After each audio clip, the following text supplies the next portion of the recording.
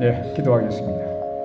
하늘에 계시는 자비로우신 아버지 하나님, 오늘 저희들 하나님께 예배할 때 하나님의 은총과 축복이 저희에게 함께해 주시기를 기도드립니다. 하나님께 신령과 진정으로 예배하게 하시고 성령께서 우리 마음을 감동하며 역사하는 귀한 시간 되게 축복하여 주시옵소서. 예수님의 귀하신 이름으로 기도드리옵나이다. 아멘. 오늘 말씀의 제목입니다. 짐승의 표가 다가온다라는 제목으로 여러분께 오늘 말씀을 드리겠습니다. 조금 무거운 주제이긴 하지만 우리가 반드시 또 알아야 할 내용이기 때문에 여러분께서 이 내용을 깊이 숙지하시고 우리가 마지막 때에 정말 어떤 때에 살고 있으며 어떻게 준비할 것인지를 다시 한번 지혜를 얻는 귀한 시간이 될 수 있기를 간절히 바랍니다. 2020년 어느 날 우리는 갑자기 예상치 못한 사건을 만나게 되었습니다. 여러분 그림 보시니까 무슨 사건 같아요? 코로나19 사건입니다. 모든 게 달라졌어요. 우린 전혀 이런 세상이 올 거라고 예상을 못했습니다.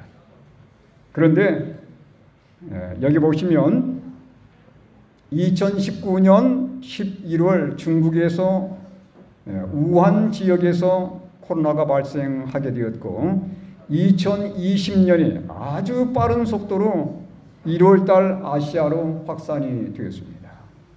그리고 2월달 3개월이 채 되질 않아서 전 세계로 순식간에 확산이 되어 버렸어요. 그리고 3월달에 2020년 3월입니다. WHO 세계보건기구가 팬데믹을 선언하게 되었습니다. 이건 세계적인 전염병이라는 거죠. 이 사건이 발발하면서 심지어 700만이 되는 사람들의 생명을 잃게 되었습니다. 근데 코로나 때문에 갑자기 우리 일상들이 바꿔져 버렸어요. 여러분 그때 우리 일상들을 다시 한번 되돌아보면서 어떤 변화들이 있었는지를 잠깐 살펴보도록 하겠습니다. 첫 번째요. 감염자는 강제로 격리가 되었습니다. 그렇죠? 자기 의사와는 전혀 상관없이 강제로 격리가 되었습니다. 전파자에 대한 혐오 감정이 있었고 감염자의 이동 경로가 공개가 되었어요. 전혀 숨길 수가 없었습니다. 세 번째, 감염자와 접촉자는 의무적으로 코로나 검사를 실시해야 됐었어요. 네 번째, 사회적 거리 두기가 실시되면서 대중 집회는 금지가 되었습니다. 예배를 못 드렸어요. 위반하게 되는 경우는 벌금을 지불해야 됐었습니다. 마스크가 없이는 대중교통 이용하는 게 불가능해졌어요. 뿐만 아니라 한국도 입국을 금지를 시켰습니다. 그리고 만약 다른 곳에 해외 출장을 하거나 해외 여행을 해야 되는 경우는 반드시 백신 주사를 맞아야 되고 확인증이 없이는 결코 출장이 불가능했었습니다. 여러분, 저는 이걸 보면서 이것은 일종의 예고라고 하는 거예요. 앞으로 이런 일이 반드시 발생하게 될 겁니다. 이보다 더 심할 거예요. 우린 이미 연습을 했습니다. 그렇죠? 이미 연습을 했어요. 이런 일이 분명히 미래에 발생하게 될 겁니다. 자, 마지막 때 가장 주된 쟁점은 뭐냐면 이 문제가 될 겁니다. 계시록 14장 7절에 보면 그가 큰 음성으로 이르되 하나님을 두려워하며 그에게 영광을 돌리라. 이는 그의 심판의 시간이 이르렀음이니 하늘과 땅과 바다와 물들의 근원을 만드신 이를 경배하라 하더라. 하나님은 우리에게 무엇을 요구하십니까? 하나님께 대한 경배를 요구하십니다. 반면에 세상은 뭐라고 외칠까요? 계시록 13장 15절의 말씀인데 그가 권세를 받아 그 짐승의 우상에게 생기를 주어 그 짐승의 우상으로 말하게 하고 또 짐승의 우상에게 경배하지 아니하는 자는 몇이든지 다 죽이게 하더라. 네. 여러분, 이것은 소설이 아니에요. 이건 잠시 후에 우리에게 주어질 사건입니다. 하나님을 경배할 건가? 아니면 세상의 가르침 따라서 세상적인 여기 말씀드린 짐승과 짐승의 우상에 경배할 것인가? 우리는 선택해야 할 것입니다. 좀 더 구체적으로 살펴보도록 하겠습니다. 하늘과 땅과 바다와 물들의 근원을 만드신 이를 경배하라. 누구에 대한 경배입니까? 창조주 하나님에 대한 경배. 예. 반면에 여기 짐승의 우상에게 경배하지 아니하는 자는 그랬습니다. 짐승과 우상에게 경배하게 만드는데 제가 잠시 후에 보겠습니다마는 로마 가톨릭과 배대한 교회들이 함께 연합해서 그들의 특별한 신조를 강요할 겁니다. 네. 그들의 말을 따르게 만드는 거예요. 근데 여기는 반드시 뭐가 동원되냐면 강제가 동원된다는 사실입니다. 여러분, 창조주 하나님을 경배하는 것은 어떻게 하는 것입니까? 우리가 어떻게 창조주 하나님을 잘 경배할 수 있을까요? 안식일을 구별해서 하나님께 예배 드리는 것입니다. 반면에 짐승과 우상이 우리에게 경배를 강요할 터인데 이것은 하나님의 창조의 기념일이 아니라 사람이 만든 계명의 날인 일요일을 준수하도록 분명히 촉구할 것입니다. 하나님의 말씀에 따라서 창조주 하나님을 경배하고 안식일을 준수하는 백성들은 하나님의 인을 받게 될 것입니다. 반면에 짐승과 그의 우상에 경배하면서 일요일을 준수하게 되면 결국은 짐승의 표를 받게 될 거예요. 여러분, 짐승의 표라고 말씀했잖아요. 네. 다시 말하면 짐승이 강요하는 표가 되는 겁니다. 이게 짐승이 뭔 줄을 알게 되면 그 표가 무엇인지도 우리가 금방 알 수 있게 되는 거예요. 많은 사람들이 짐승이 무엇인지를 모르기 때문에 짐승의 표에 대해서 여러 가지 많은 의견들을 내놓고 있는 것입니다. 짐승을 알게 되면 우리는 금방 짐승이 강요하는 표가 무엇인지를 알 수 있게 되는 것입니다. 자, 여기 성경에 짐승에 대해서 잠깐 살펴보도록 하겠습니다. 요한계시록 13장 1절과 2절에 나와 있는 짐승입니다. 조금 복잡한 짐승이에요. 내가 보니 바다에서 한 짐승이 나오는데 뭐가 나와요? 짐승이 나옵니다. 뿔이 10이요. 머리가 7이라. 그 뿔에는 10 왕관이 있고 그 머리들에는 신성모독하는 이름들이 있더라. 내가 본 짐승은 표범과 비슷하고 그 발은 곰의 발 같고 그 입은 사자의 입 같은데 용이 자기의 능력과 보호자와 큰 권세를 그에게 주었더라. 이런 짐승 보셨습니까? 여러분, 동물원 가면 이런 짐승 볼 수 있나요? 이런 짐승은 어디만 나와냐면 성경에만 나와 있는 거예요. 이게 특별히 성경 요한계시록을 열심히 공부하는 사람들은 이런 짐승도 구경할 수 있는 거예요. 이렇게 생겼어요. 네. 몸뚱이는 표범이에요. 뿔은 10개가 달렸습니다. 머리는 7개예요. 네. 그리고 발은 곰의 발이고 입은 사자 입입니다. 이런 짐승은 우리가 평소에 볼 수 없는 짐승이에요. 네. 성경에만 나와 있는 특별히 애연과 연관된 세력입니다. 과연 누구일까요? 제가 결론적인 내용만 여러분께 잠깐 말씀을 드리겠습니다.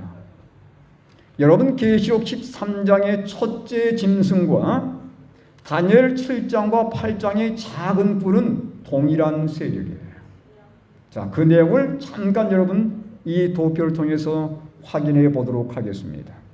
자, 13장에 보니까 먼저 신성모독하는 입을 가지고 있더라는 겁니다. 42달 일할 권세를 가지고 있고 성도들과 싸워서 이깁니다. 그의 장막 곧 하늘에 사는 자들을 비방을 해요. 근데 똑같이 다니엘 7장과 8장에 작은 뿔이 나타나는데 아주 똑같은 행사를 반복합니다. 지극히 높으신 이를 말로 대적합니다. 하나님을 대적하는 거예요. 다시 말하면 적그리스도의 세력인 것이 분명합니다. 한때, 두때, 반때를 지내요. 한때는 1년입니다. 두때는 2년이 되죠. 반때는 반년이 되는 거예요.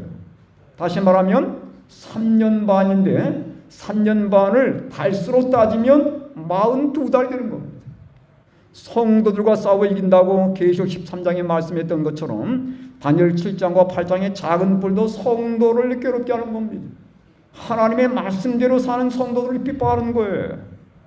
그리고 성소를 짓밟을 것에 대해서 여기 다니엘 7장과 8장에 나타나 있습니다. 자, 이 세력이 과연 누굴까요? 자, 결론을 말씀드리면 이 모든 조건에 해당되는 세력은 딱 하나밖에 없어요. 바로 뭐냐면 로마 교황권이라는 사실이에요. 여러분, 다른 사람들의 증언을 잠깐 살펴보도록 하겠습니다. 종교개혁자들의 견해입니다. 여기 보면 브리테니카 백과사전에 나와 있는 내용이에요. 교황권을 적그리스도와 동일시하는 것은 종교개혁의 중심을 이루는 사상이었다.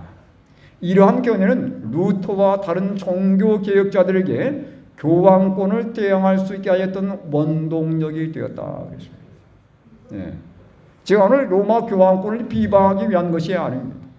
근데 성경에 그 세력이 정확하게 예언되어 있는 거예요. 예. 결론적으로 말씀드리면 계시록 13장의 짐승은 분명히 적그리스도이면서 동시에 로마 교황권이라고 하는 것입니다. 자, 과연 그런지를 제가 잠깐 살펴보겠는데요. 이 로마 교황권이 앞으로 내세울 권위표가 무엇인지를 보시길 바랍니다.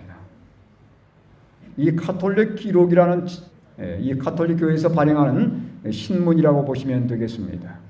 1923년도 9월 1일자에 발행된 신문입니다. 교회의 권위적인 목소리에 있어서 우리는 그리스도 그분의 권위를 가지고 있다.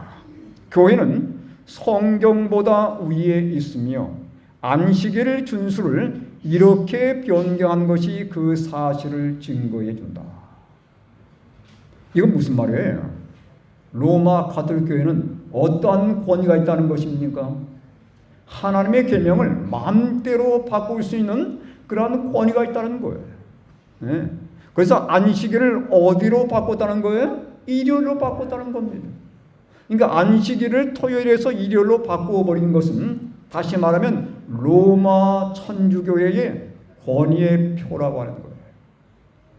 네. 다시 정리해 드린다면 로마 가톨릭 교회의 권위의 표는 바로 일요일 준수가 되는 것입니다. 성경적으로 좀 더 확인해 보도록 하겠습니다. 여러분, 다니엘 7장 25절에 보면 이런 표현도 등장합니다. 이 작은 뿔, 적그리스도의 세력, 우리가 방금 전에 보았던 적그리스도의 세력입니다. 장차 지극히 높으신 이를 말로 대적하며 또 지극히 높으신 이의 성도를 괴롭게 할 것이며, 이건 분명히 적그리스도가 하는 일들이죠. 그가 또 때와 법을 고치고자 할 것이며 성도들은 그 손에 붙임받으며 한 때와 두 때와 반 때를 지내리라. 하나님의 백성들이 고난을 당할 기간까지 여기 제시가 되어 있습니다. 제가 다 설명드리진 않고 여기 빨간 글씨로 기록된 부분을 여러분께서 눈여겨보시길 바랍니다. 때와 법을 변경할 거라고 분명히 말씀하고 있어요. 법은 뭐겠어요? 하나님의 십계명을 말하는 겁니다. 법은 하나님의 십계명이에요. 여러분 십계명 가운데 때와 연관된 법은 딱 하나밖에 없습니다. 그건 뭐예요? 안식일입니다. 안식일. 예. 그래서 십계명을 변경할 것이고 특별히 안식일을 이 적그리스도의 세력이 변경할 것을 언급하는 내용이에요. 에스겔 8장에 보게 되면 실제로 타락한 교회가 하나님의 안식일을 팽개치고 일요일을 예배일로 삼을 것을 이렇게 예언해 놓았어요. 한번 읽어보겠습니다. 에스겔 8장 16절 읽겠습니다. 시작. 그가 또 나를 데리고 여호와의 성전 안뜰에 들어가시니라.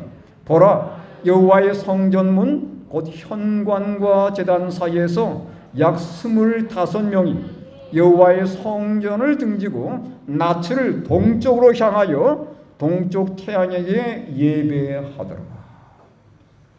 여러분, 이 성전에서 벌어진 사건이에요. 하나님의 말씀이 선포되는 교회에서 그 말입니다.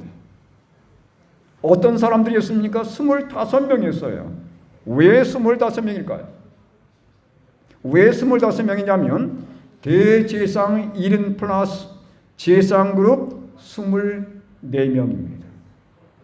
25인에 하나님의 예배를 주도해야 할 종교 지도자들이 하나님께 예배드리는 것이 아니고 어디에 예배드리는 장면이에요? 태양신에게 예배드리는 장면이에요. 이게 성경에 예고가 되어 있습니다. 하나님의 말씀을 증거해야 할 하나님의 교회가 하나님께 예배드려야 할 정다한 날에 예배드리지 아니하고 그것을 완전히 바꿔서 하나님께 대한 예배가 아니라 어디에 예배드리는 거예요? 태양신에게 예배드리는 장면이에요. 이게 성경에 예고가 되어 있는 것입니다. 네. 그래서 일요일 예배는 하나님께 드리는 예배가 아니에요.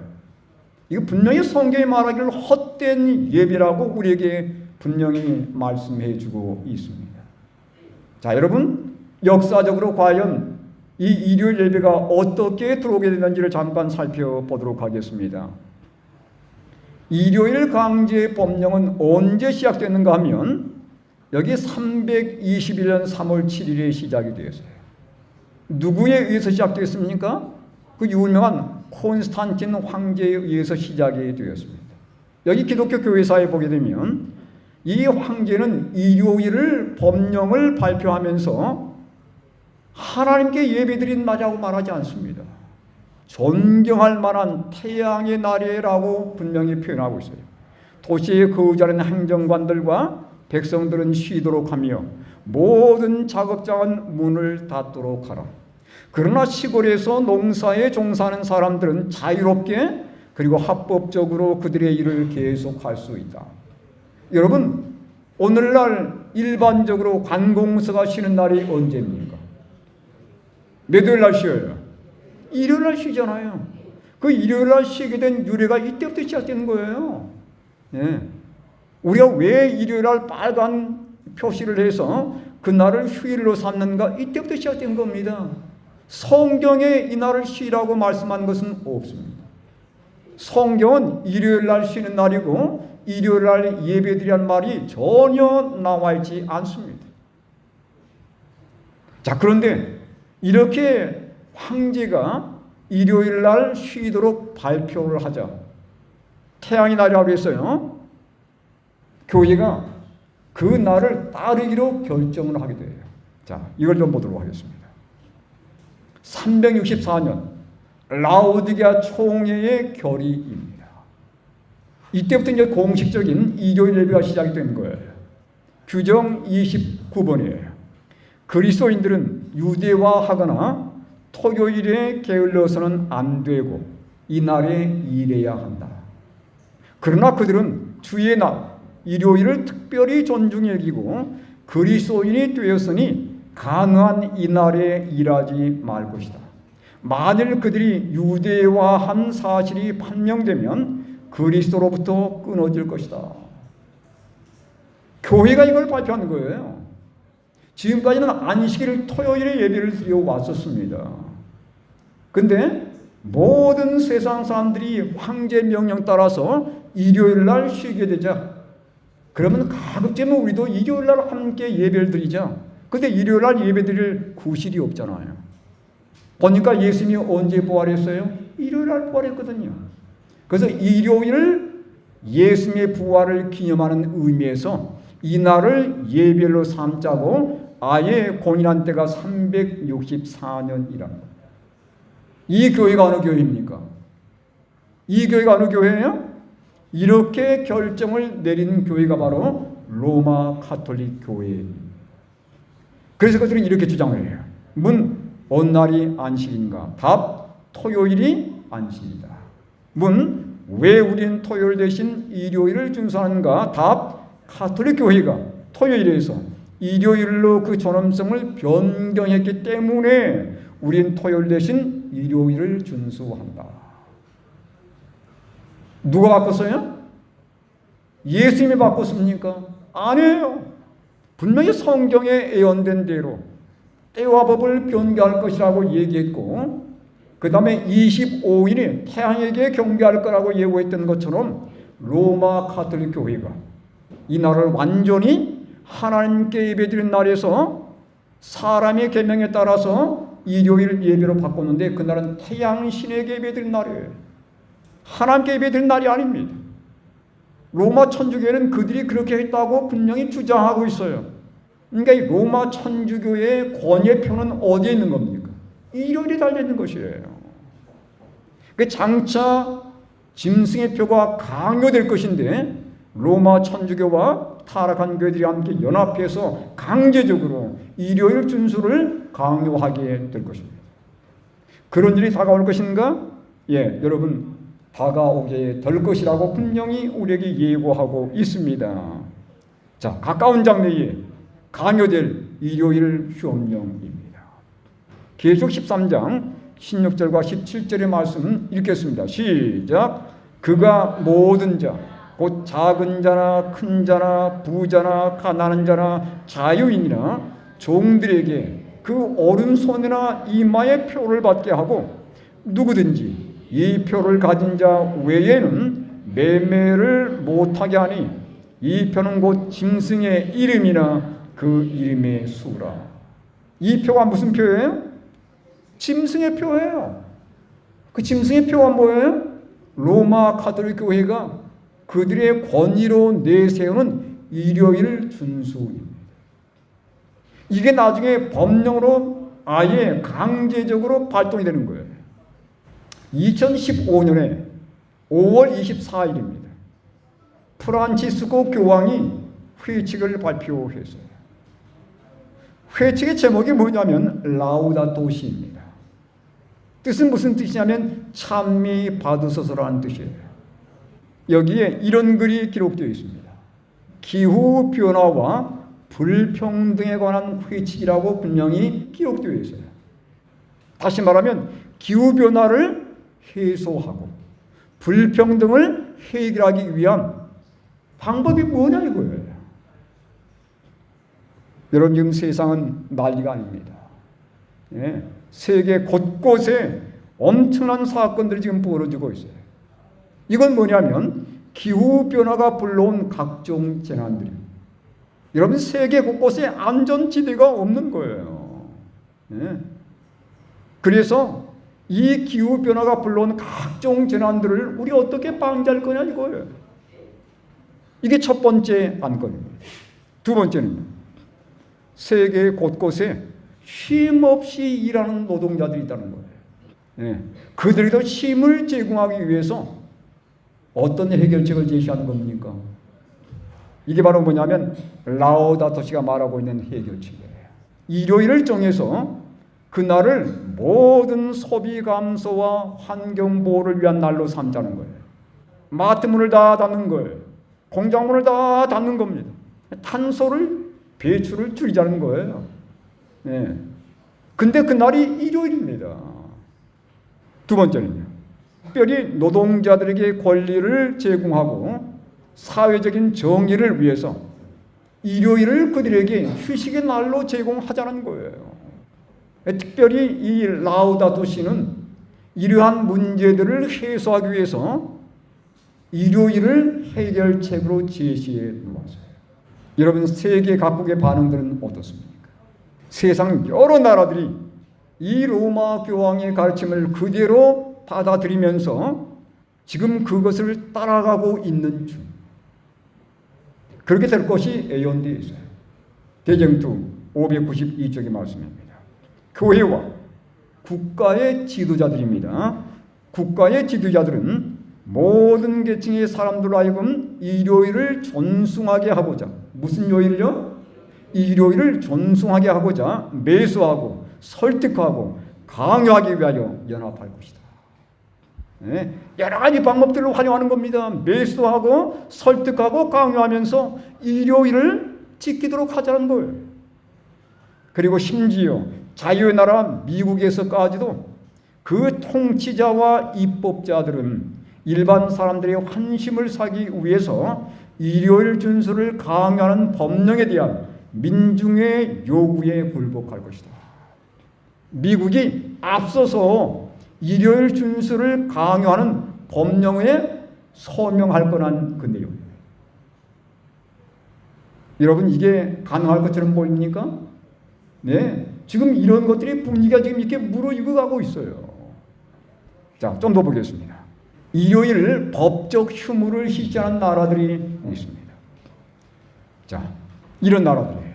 독일과 폴란드, 프랑스, 이태리, 미국, 그리스, 남미의 여러 나라들입니다.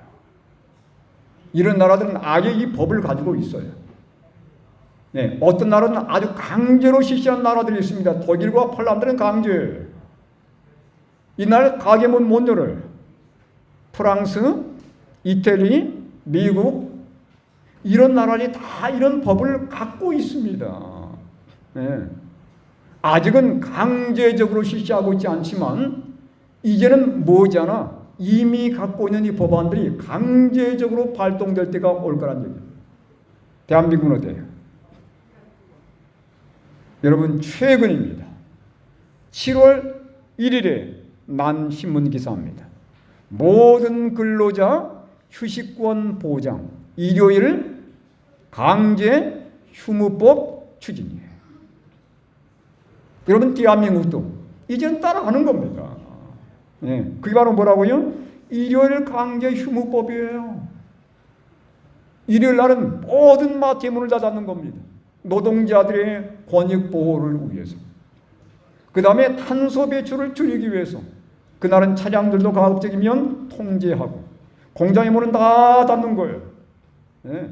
사람들은 그날 가정에서 함께 유익한 시간을 보내도록 하고 가급적이면 물건을 사거나 생산한 일을 전면 금지를 시키는 거예요. 이게 바로 일요일 강제 휴무법이에요. 여러분, 이런 모든 것들은 우리에게 지금 짐승의 표가 우리의 삶의 주변에 계속해서 다가오고 있음을 암시해 주는 내용들이에요. 여러분, 다시 한번 우리 아까 처음 보았던 코로나에 대한 내용을 잠깐 살펴보겠습니다. 코로나19 갑자기 우리 삶 속에 다가왔어요. 네. 여러분, 1월 현명도 분명히 이렇게 다가오게 될 겁니다. 전혀 예기치 못한 때에 우리가 이게 오고 있는가라고 하는 의문을 갖고 있는 그때에 순식간에 우리 곁에 다가오게 될 것입니다. 여러분, 코로나19는 우리에게 많은 것들을 경고해 주고 있는 거예요. 전혀 예상치 못했지만 이게 우리의 삶에 분명히 다가왔던 것처럼 마지막 때에 일요일 법령이 순식간에 우리의 삶에 다가오게 될 것입니다. 분명히 예배를 금지할 겁니다. 안식일 예배를 드리지 못하게 만들 거예요. 표가 없이는, 다시 말하면 일요일을 준수한다는 그 표가 없이는 결코 여행도 못할 겁니다. 반드시 금지시킬 거예요. 여러분이 이러한 때에 하나님의 인 안식일을 우리가 보다 더 성실하게 지킬 것인가, 아니면 짐승의 표 일요일을 따라서 세상의 방식을 따를 것인가 결정을 해야 되는 것입니다. 여러분, 이런 사건들이 순식간에 다가오게 될 터인데 우리는 어떻게 준비해야 될까요? 지금 우리에게 필요한 것은 바로 이거예요.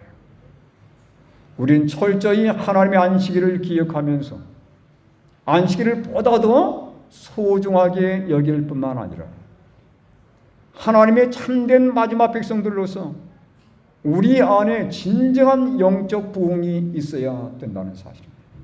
내가 지금은 안식일을 잘 지키고 있을지라도 우리에게 만약 짐승의 표가 다가와서 어떤 강제권이 발동이 된다면 그때도 모든 어려움을 감수하면서 과연 하나님의 안식일을 고수할 것인가? 핍박을 이기면서 과연 말씀 가운데 굳게 설 것인가?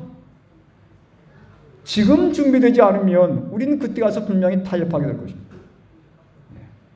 자, 가리법은 기별 1권 121쪽의 말씀입니다. 우리 함께 읽겠습니다. 시작.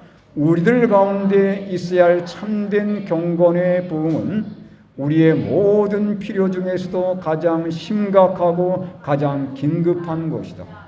이러한 신앙 부흥을 일으키는 것이 우리의 첫째 사업이 되어야 한다. 신앙 부흥은 오직 기도에 대한 응답으로서 기대할 필요가 있다. 지금 나와 하나님 사이에 관계가 정립되어 있지 않다면 우린 내가 지금 마음 먹고 있다 할지라도 결국은 일요일 법령에 따를 수밖에 없는 그러한 백성들이 될 수 있다는 것입니다. 그래서 우리가 매 순간 정말 우리 마음속에 예수님이 주인 되어야 되는 거예요. 예, 정말 우리가 그분의 말씀에 순종하는 백성들이 되어야 되는 것입니다. 우리가 말씀으로 돌아가고 정말 기도의 사람들이 되고 우리 주변의 사람들에게 하나님의 기별을 신실히 나누는 그러한 백성들이 될 때에 이러한 일이 강요될 때에 우리가 의를 위해서 굳건하게 설 수 있다는 얘기예요. 안식일을 잘 구별해서 하나님께 성별하는 백성들이 되고 날마다 하나님 말씀 가운데 굳건히 서는 백성들이 되어서 이 세상과 타협하지 않냐 짐승의 표를 넉넉히 이기는 하나님의 마지막 백성들 되시길 간절히 바라면서 오늘 말씀을 드리도록 하겠습니다.